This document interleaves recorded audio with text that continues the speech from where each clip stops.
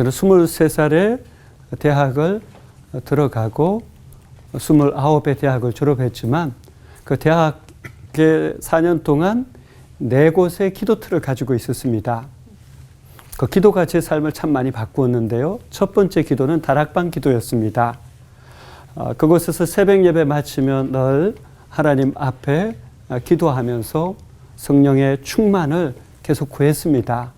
또 수업을 하다가 틈새가 생기면 그 다락방에서 주님 앞에 간절히 성령의 충만함을 구했습니다. 그때 꿈과 환상, 마음의 소원을 하나님께서 주셨고 그것을 따라서 갈 때 정말 메마른 뼈가 살아나는 경험을 했습니다. 두 번째 제가 기도했던 기도터는 에스겔 기도터였습니다. 학교 뒷산에 골짜기에 작은 건물이 있었습니다. 그 안에 세계 지도가 있었고요. 그 지도 앞에서 주여 민족과 열방을 살려주옵소서. 민족과 열방을 살리기 전에 제가 먼저 살아야 되니까 주여 저도 살려주옵소서. 그러다 보니까 점점 그곳에 모여서 같이 저녁 10시 이후에 공동체적으로 기도했던 많은 학우들이 있었는데 지금 돌이켜보면 그 기도대로 민족과 열방 가운데 자신이 먼저 살아났을 뿐만 아니라 민족과 열방을 살리는 일을 하면서 살아가고 있는 모습을 보게 됩니다. 제 세 번째 기도는 학교 뒷산 꼭대기에 겟세마네 기도터였습니다. 이곳에는 바위들이 참 여러 개가 있었어요.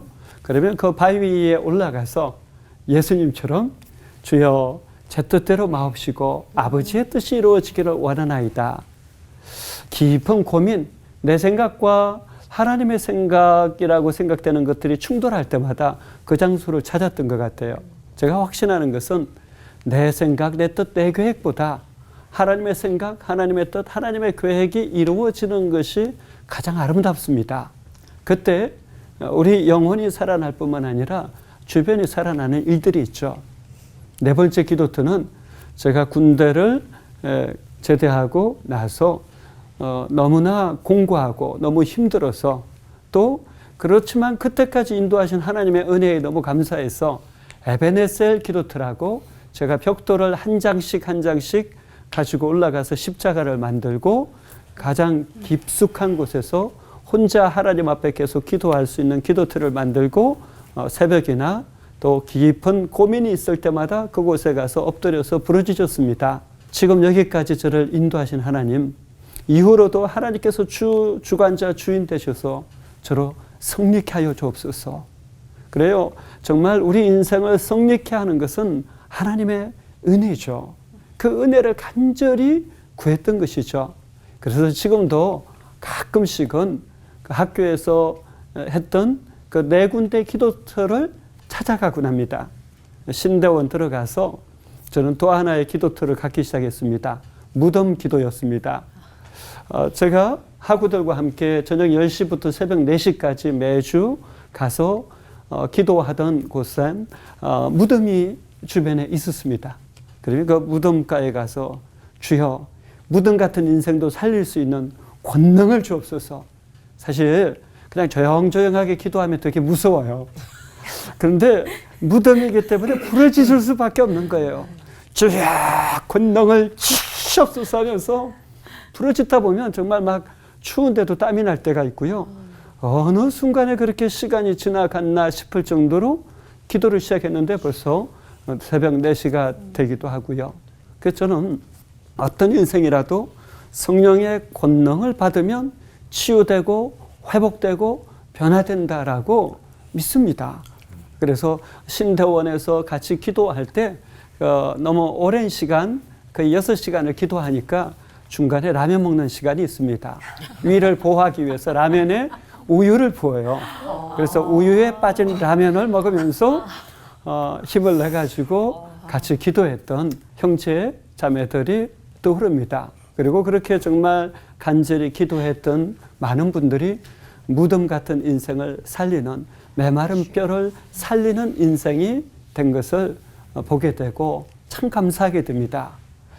마지막 제가 6번째 소개하고 싶은 기도터는 신대원을 졸업하고 제가 1년 동안 계속 만들었던 기도터입니다. 신대원을 졸업했는데 좀 아득한 거예요. 내가 쓰임 받을 수 있을까?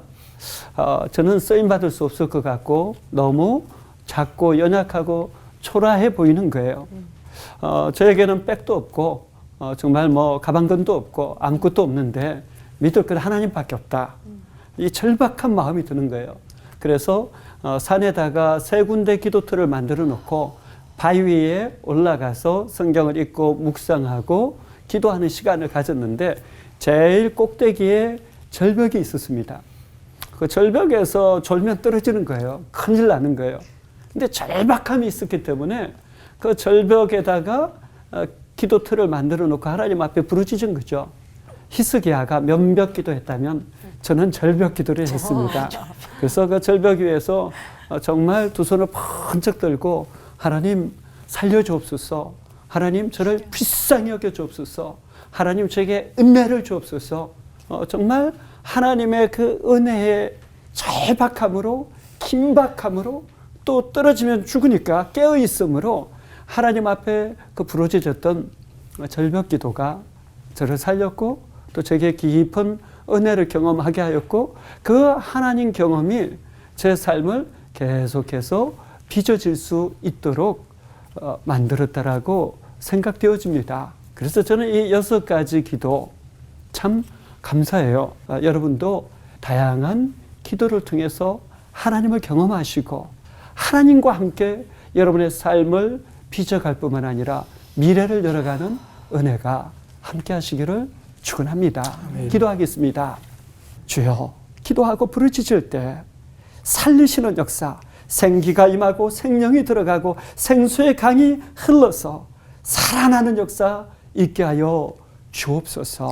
예수님의 이름으로 기도하옵나이다. 아멘. 그 주님이 안 계신 것 같아서 그 절박할 때 절벽 기도를 해보라는 이상감 목사님의 말씀이 좀 도전이 됐거든요. 네. 근데 평상시에 그 기도원이나 산으로 가기가 쉽지 않아요. 그럴 때 어떻게 하면 좋은지 목사님 좀 팁 좀 하나 알려주시면 좋을 것 같습니다. 3가지 정도로만 네. 간단히 얘기하면 첫째는 틈새 기도 같아요. 우리가 아무리 못한다 해도 잠을 자고 깨어나는 것은 날마다 일마다 되잖아요. 그러니까 잠자기 전에 취침 기도, 깨어났을 때 기상 기도, 잠시만이라도 그냥 3분에서 5분 정도 잠깐 앉아서 하나님께 진심과 전심을 담아내면 굉장히 좋은 기도가 될 수 있거든요. 그래서 그런 기도를 꼭 하라고 권하고 싶고 그것도 어려우면 식기도 하시라고 틈새 기도로. 왜냐하면 점점 사람들이 식기도 하는 걸 힘들어하는데 저는 그거 해야 된다라고 생각해요. 네?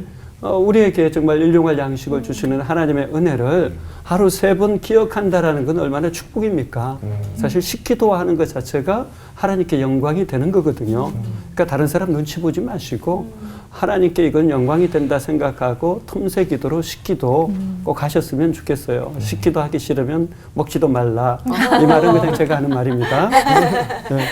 두 번째는 SOS 기도예요. 우리가 어떤 일을 할 때 순간순간 하나님의 도움이 필요할 때가 있잖아요.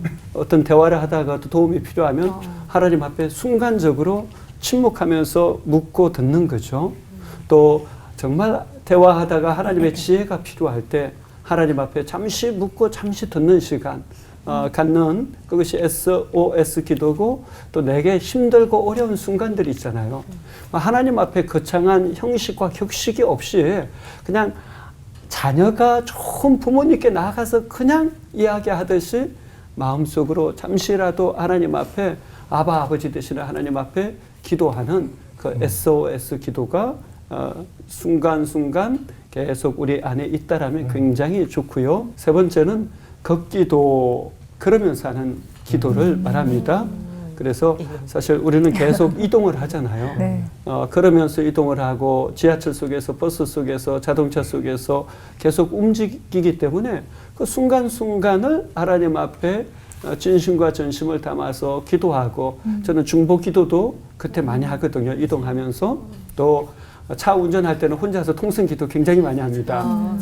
특히 집회 앞두고 있으면 막 가면서 거의 뭐 혼자서 통성기도 집회하면서 1시간 이상 운전하면서 가거든요. 그러니까 그런 식으로 때와 장소에 관계없이 계속해서 하나님 앞에 다양한 방식으로 올려드리면 된다. 그래서 특별한 시간과 공간을 구분할 필요도 있지만 또 동시에 우리 모든 일상과 일터에서의 삶의 순간순간마다 이렇게 기도로 연결시키는 것이 참 좋지 않을까 싶어요.